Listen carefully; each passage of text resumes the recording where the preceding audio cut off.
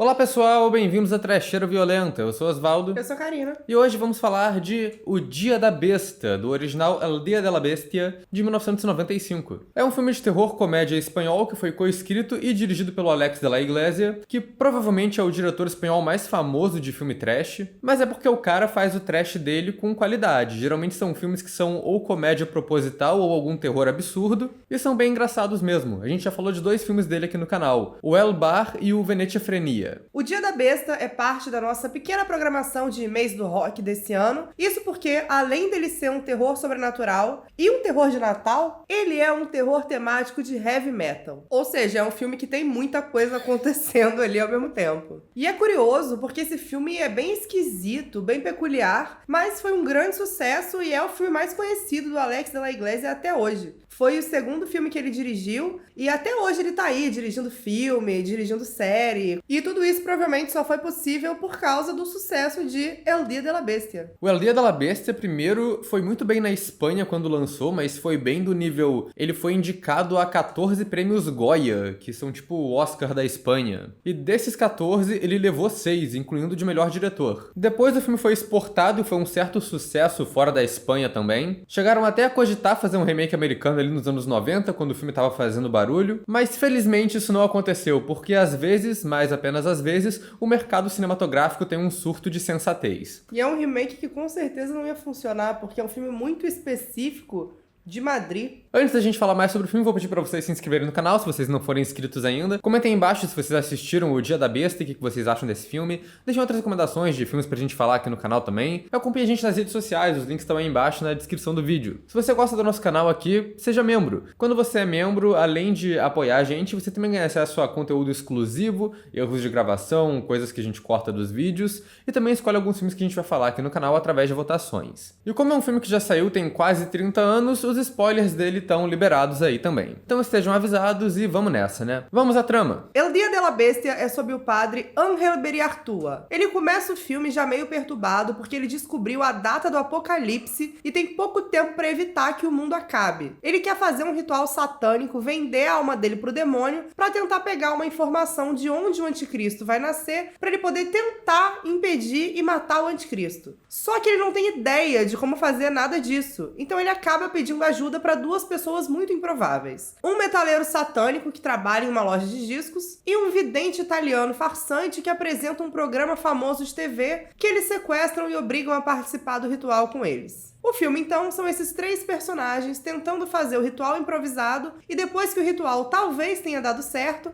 eles acabam numa jornada pela cidade, tentando encontrar esse anticristo, que talvez seja alguma treta sobrenatural real acontecendo, ou talvez seja só todo mundo viajando entupido de droga mesmo. A trama desse filme já é esquisita, mas pra mim o que carrega ele são os três personagens, que cada um é bizarro à sua própria maneira, eles são todos memoráveis e têm uma dinâmica muito boa, e também a direção do Alex de la Iglesia, que tem muita atenção a detalhe e tem um humor muito visual. O Padre Angel foi meio que a origem de todo o filme, que o Alex de la Iglesia queria fazer um filme sobre um cara aparentemente inofensivo cometendo vários crimes na rua. E todo o lance do Padre Angel no começo é que ele quer se aproximar do demônio e para fazer isso ele quer cometer o máximo de pecado possível. E essa montagem no começo é muito engraçada pelo surreal mesmo. É o padre andando na rua roubando dinheiro do mendigo. Aí ele vai lá pra um cara que tava no acidente de carro que tá morrendo e rouba a carteira dele. Eles pegam o padre na rua pra poder fazer a extrema unção no cara que tá morrendo. Ele rouba a carteira dele e ainda fala, vai pro inferno. Aí ele passa por um mímico performando na rua e empurra ele pela escada do metrô.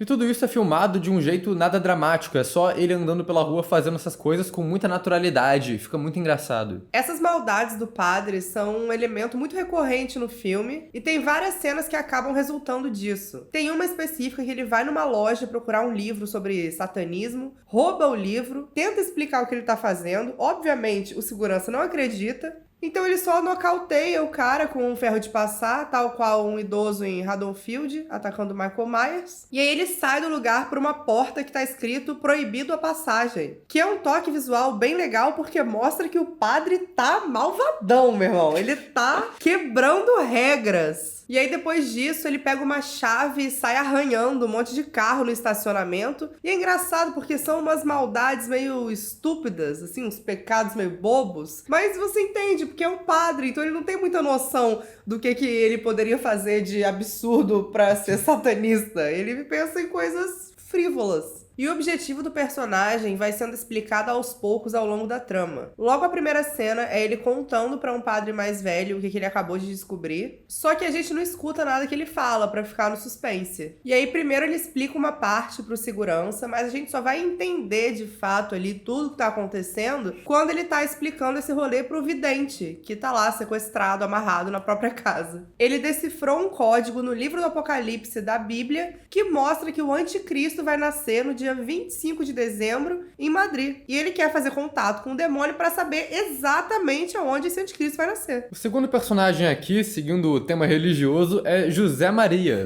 que é o metaleiro lá da loja de disco. Ele é provavelmente o personagem mais engraçado do filme. O padre pede ajuda dele no começo porque ele se diz satanista, mas como todo bom roqueiro satanista, ele não entende porra nenhuma de sobrenatural, e ele na verdade não ajuda muito nesse aspecto. A real função dele na trama é ser o porradeiro do grupo. O filme já apresenta ele numa cena que é ele quebrando a bancada de vidro da loja com a cabeça de um maluco que tentou roubar um disco dali. E no resto do filme todo é isso que ele faz. Ele bate nas pessoas, ele dá tiro pro alto pra assustar a galera, pra tentar ajudar o padre. E ele é um personagem engraçado porque ele é muito implacável. Ele vê um monte de coisa absurda e a reação dele geralmente é só ficar tipo com a mesma cara e mandar o bordão dele, que é tipo, pesado.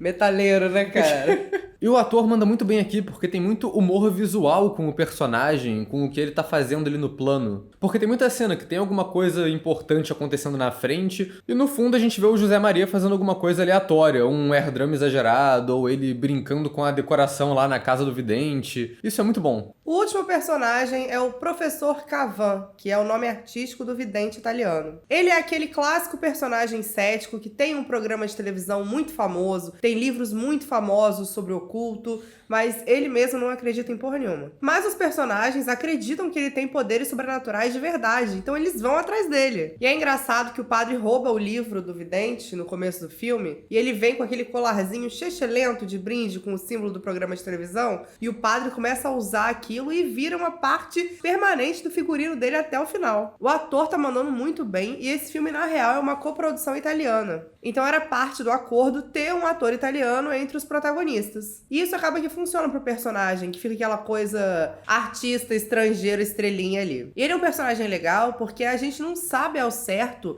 o quanto de tudo que ele tá falando sobre sobrenatural é de fato alguma coisa que foi pesquisada ou se é só ele inventando ali, improvisando de última hora pra não morrer na mão de dois malucos. E aí nessa hora que eles precisam fazer o ritual satânico, parece que ele tá só falando coisa aleatória, assim, as primeiras coisas que vinham na cabeça dele que iam ser difíceis de achar, sangue de virgem, hóstia. Mas a parada é que, surpreendentemente, o ritual dá certo, maluco.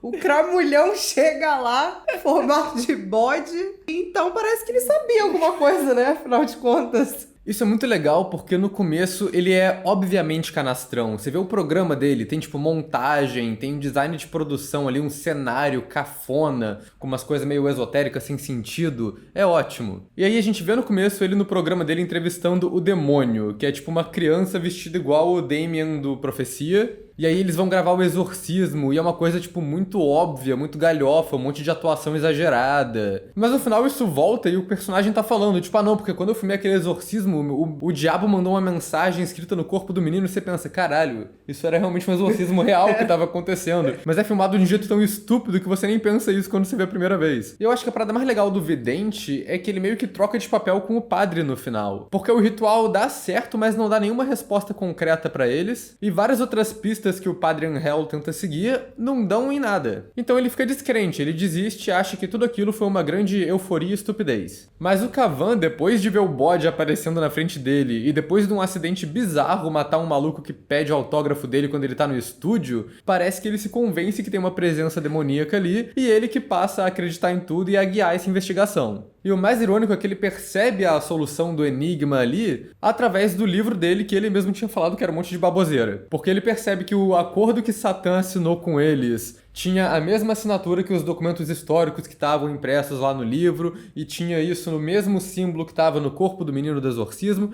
Ele deduz que esse símbolo, que são 2 tracinhos, é o símbolo de Satã, e na lógica dele, ele escolheria um lugar que fosse um templo, que tivesse a mesma forma para ser o lugar onde nasceu o anticristo, que é o formato de um prédio famoso de Madrid que estava em construção ali na época. E é para lá que eles vão no final. Mas até a trama chegar aí, o filme tem muita comédia de erro rolando. A principal subtrama é a estalagem da família do metalheiro, que ele indica o lugar pro padre ficar, e tem alguns personagens secundários que são interessantes. Tem a garota ingênua que trabalha lá e vai ser útil mais pra frente, quando o padre precisa do sangue de uma mulher pura. E a mãe do metalheiro, que é uma vilã secundária. Ela é apresentada como uma figura meio sinistra, mas cômica também, e ela é interpretada pela Terrell Pavés, uma atriz que fez vários filmes do Alex de la Iglesia e que sempre interpreta esse personagem da senhora boladona. E tem um personagem completamente aleatório do avô do metalheiro também, que é um velho pelado que fica andando pela estalagem usando só um roupão. Ele tá lá, acho que só pra estabelecer o ácidozinho que o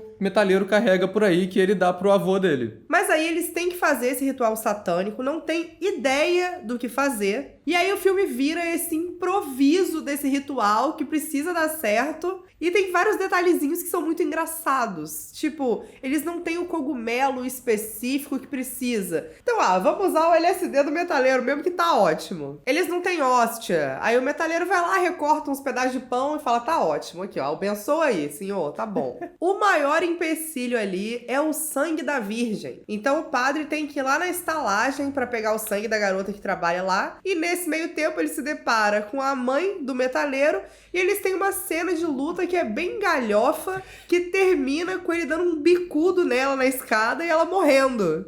E assim, o filme essencialmente é um terror, mas essa cena é toda filmada como se ela fosse uma grande comédia. E é exagerado, é idiota e é muito engraçado, cara. Eles conseguem fazer o ritual e inicialmente não acontece nada, tem um momento meio cômico ali do vidente falando, porra, tu queria o quê? Mas é a partir daí que o filme começa a ficar mais viajado ainda. Isso em parte porque os personagens usam LSD no ritual, então tudo que acontece depois disso tem 2 interpretações, é o sobrenatural acontecendo ou tá todo mundo doidão alucinando. Aí tem 2 resultados no ritual, né, que primeiro aparece uma barata preta, que a gente vê num close ali, num efeitinho de barata falsa, que é bem maneirinho, mas acho que a barata não era nada no fim das contas, porque o que aparece depois é o bode no apartamento. Quando o bode aparece, a fotografia muda pra uma parada super estilizada e mais sombria, como se fosse uma alucinação mesmo, e aí o bode é a mistura de um bode real no set com um bode que fica em pé pra falar com os personagens. É uma aparição engraçada e bizarra, como tudo que acontece nesse filme, e depois disso os personagens passam a acreditar mais no sobrenatural e começam a ficar paranoicos com o que tá rolando ali. Quando alguém bate na porta de casa, eles acham que é o demônio indo atrás deles e falam, não vamos sair por essa porta não. E decide todo mundo sair pela janela, sendo que eles estão num andar alto pra cacete. A famosa decisão de gente doidona, né?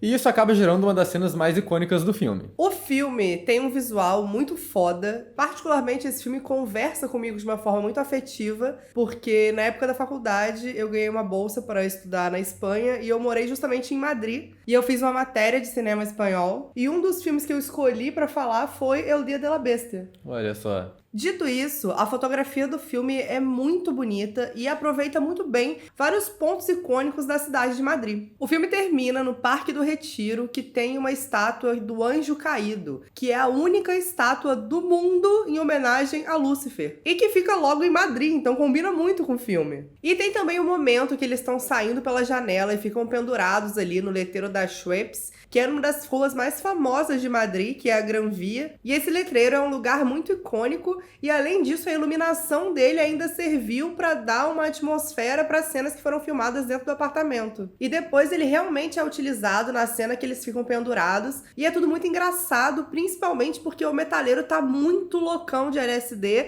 e tá achando aquilo tudo maravilhoso, achando tudo engraçado, querendo se jogar. E aí acaba virando aquela coisa meio Três Trapalhões ali, mas super funciona, é muito engraçado. E a cena termina com o vidente caindo, mas sobrevivendo. Mas esse ponto ponto serve pra eles se separarem e seguirem caminhos diferentes na trama. A direção da Alex de la Iglesia é muito boa aqui. Tem todo o lance do humor visual, que a gente já mencionou, mas a técnica dele é braba também. Tem um plano que resume bem aqui como ele é preciso. É um diálogo que acontece com o padre perguntando pra moça da estalagem se ela ainda é virgem. É uma cena bem constrangedora, mas que é muito bem feita. Ela acontece quase toda nesse único plano longo que acompanha o diálogo dos personagens e tem muita coisa acontecendo ali no mesmo plano, incluindo umas ações sincronizadas com os trovões que estão rolando do lado de fora para efeito dramático. Os dois atores mandam muito bem ali e é uma cena muito bem coordenada no geral. E tem esses momentos criativos assim, em questão de visual mesmo. O Cavan e o padre têm um diálogo no final que tá servindo lá só pra avançar a trama. Mas ao invés de ser só uma ligação comum de telefone entre eles, é uma ligação que tá acontecendo pro padre ligando pro programa ao vivo de emergência que o professor Cavan tá fazendo, e o padre tá assistindo o cara respondendo ele numas TVs que estão numa loja ali na vitrine. Acaba sendo uma cena de diálogo que tem um visual bem diferente por causa disso, então isso é maneiro. E é curioso que tem todos esses detalhezinhos visuais, né? Tipo, o telefone que aparece pra entrar em contato com o programa junto com a foto do padre na TV, tá cheio de 666 ali. E ele usa esses detalhezinhos visuais pra contar uma história ali a mais do que tá sendo contado também. Tem uma cena que o metaleiro tá no carro esperando o padre resolver alguma coisa, e ele começa a olhar pelas coisas do padre e acha um monte de jornal. E os jornais são várias reportagens sobre a vida do padre, pra gente ver que ele não é um cara doido, assim, tipo, que ele era um padre respeitável,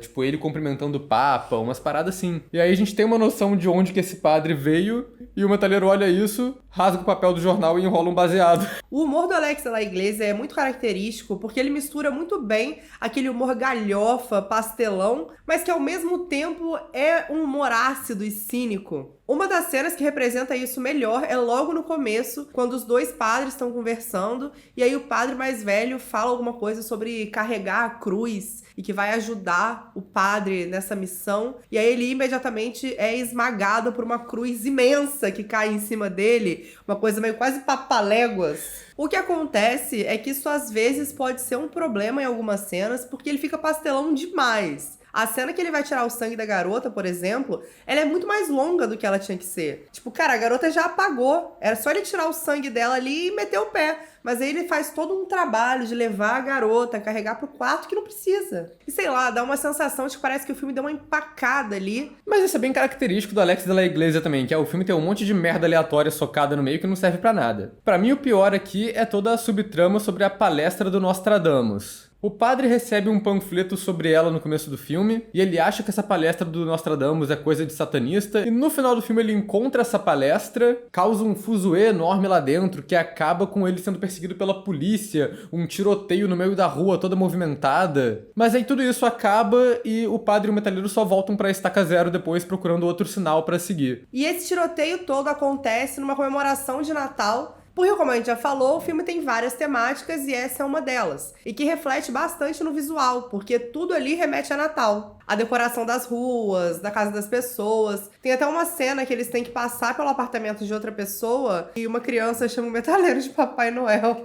E isso não é gratuito, uma vez que o Natal é a comemoração do nascimento de Cristo. E o filme estabelece o tempo todo que o demônio gosta de fazer umas coisas de deboche imitando o cristianismo. Então o nascimento do anticristo ser na mesma data do nascimento de Jesus faz todo sentido. Outra parada que é muito preparada é como a criminalidade está crescendo muito em Madrid e que isso é um indicativo para a volta do anticristo. E isso faz parte da atmosfera do filme desde o começo, que tem policial batendo em gente na rua, loja de brinquedo vendendo arma, tem todo esse movimento meio nazista chamado Limpa Madrid, que são os 4 malucos que saem batendo em mendigo e gente marginalizada na rua. Essa gangue aparece em alguns momentos do filme e acabam sendo uma das maiores ameaças lá pro final. Essa parte eu acho legal porque os caras que estão fazendo isso no final, quando a gente consegue olhar pra eles direito, são os malucos mais velhos, com maior cara e figurino de playboy ali. Não é a imagem que vem na cabeça quando você pensa em gangue de rua de filme. E aí vai dar dupla interpretação aqui, né? Eles podem só ser esse movimento xenófobo matando gente, ou eles podem ser real um grupo de satanista que combina com essa imagem também, que são os satanistas que o padre estava procurando ali desde o começo do filme. E o confronto final do filme acaba nem sendo com o anticristo, é com esses 4 malucos. O último tema do filme é o heavy metal, metal, que acaba sendo essa subtrama aleatória também. O padre vai numa loja de disco no começo por conta da decoração de demônio ali na vitrine, que ele acha que pode ajudar ele nessa busca pelo satanismo. Aí ele começa a ir atrás de uns álbuns de rock pra tocar ao contrário, e é uma parte que eu sempre gosto de ver em filmes, que são os LP que aparecem ali na loja de metal, né? Aí esse tem uma coletânea ali variada, que vai de Iron Maiden a Morbid Angel, mas é maneirinho. E o personagem do metaleiro acaba sendo, tipo, muito crível, é muito um metaleiro real que tá ali, apesar do ator ter já declarado várias vezes depois que ele nem escuta metal. Não tem quem diga. Aquela cara, ele quer meter essa, porra.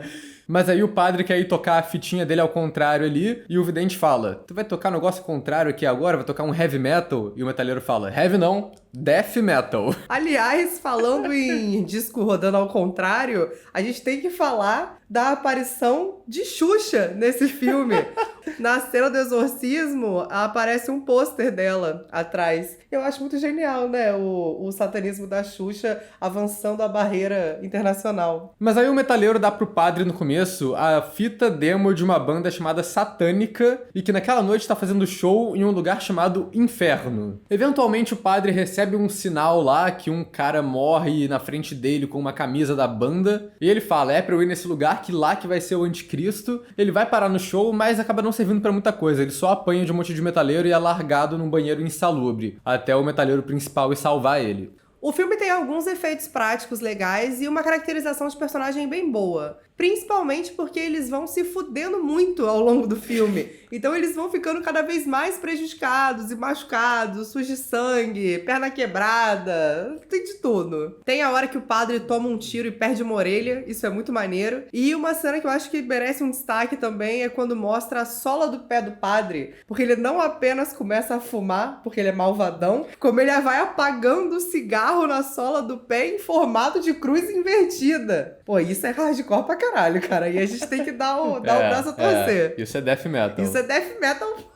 bravo. Mas ele faz isso, Karina, porque toda vez que ele tá andando, ele tá pisando em Cristo. Mas o grande destaque de efeito prático, não tem como, obviamente, é o cramulhão no final, que realmente foi construído ali, tá interagindo com os personagens. Tem um pouco um estranhamento, porque tem uma tela azul ali que tá rolando. Mas como essa parte toda da trama é bem surreal, tudo funciona. E daí a gente vai pra discussão final do filme, que é, foi sobrenatural ou foi viagem? Porque no final eles seguem as pistas, vão parar nesse prédio super famoso, e de fato tem uma família em situação de rua ali, que tem um bebê recém-nascido e tem um bode também. E talvez esse bebê fosse o anticristo. É engraçado porque isso é preparado bem no comecinho do filme. Quando o padre chega em Madrid, ele passa por esse prédio em construção, o símbolo na placa do prédio fica bem evidente pra gente ver, e ele também passa pela mulher grávida e a família com o bode ali. Então tudo isso é muito bem estabelecido sem a gente nem tá procurando por isso no começo. Mas aí os terroristas do Limpa Madrid chegam lá, atiram em todo mundo, matam a família e o bebê, e o demônio no final toma o lugar de um desses terroristas, e ele que vira a verdadeira ameaça ali.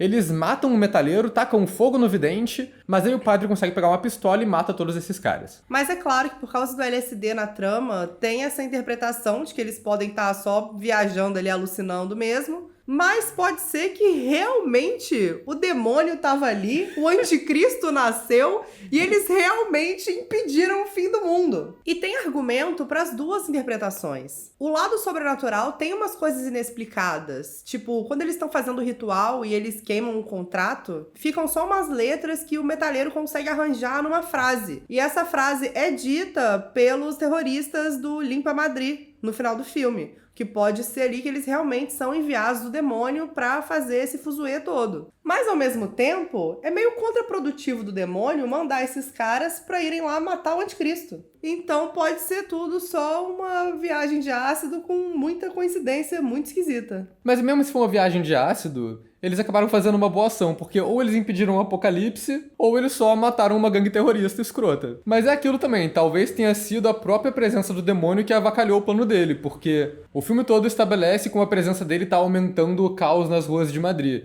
E esse caos que a presença dele fez acabou ocasionando a morte do anticristo. Então é uma coisa meio poética ali Olha rolando. só. E uma coisa que eu queria comentar é que eu acho que tem muitos detalhezinhos no filme que deixam meio implícito que o vidente farsante, o professor Cavan, talvez ele realmente tivesse poderes. No começo ele entra numa lanchonete que os caras do Limpa Madrid acabaram de passar e mataram todo mundo, e ele meio que não vê. Ele só passa do lado da galera morta e compra o bagulho como se nada tivesse acontecido. E eu fiquei pensando, porra, se pá, o maluco é vidente mesmo e essa galera tá morta, mas ele ainda tá enxergando a galera viva. E por isso que ele não reage. Puxado, mas porra, foi a Mas explicação. achei boa, achei brabo. Quando eles estão fazendo o ritual e o padre tá lá, tipo, lendo o contrato, a parada que o vidente escreveu, o padre e o metalheiro estão meio sem reação, mas o vidente ele começa, tipo, fazer uns negócios assim, como se a cabeça dele estivesse doendo. Ele pode estar reagindo a alguma coisa, então talvez esse cara tenha mais poder do que ele saiba que ele tem. Por isso que as coisas dão certo. Não sei, é uma interpretação aí pro filme. E no final de contas, quem liderou a parada toda foi ele. É, pois é. E é isso, gente. El Dia de la Bestia é um filme muito bom, muito divertido, que demonstra muito bem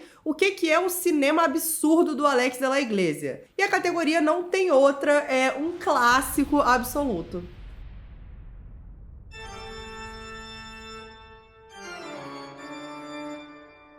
E é um remake que com certeza não ia funcionar, porque é um filme muito específico de Madrid. Tudo ali pra funcionar tem que ser em Madrid. É, eles iam fazer se passar em Nova York. Ia ser as Torres Gêmeas. As Torres Gêmeas, ia ser. É, nossa, com certeza, ia ser as Torres Gêmeas. Só Aí que a não tem o cena mesmo do. charme das torrezinhas. A cena do neon ia ser no Wall Street, ia ser Manhattan, com certeza. Total. Ainda bem que não rolou. Uhum.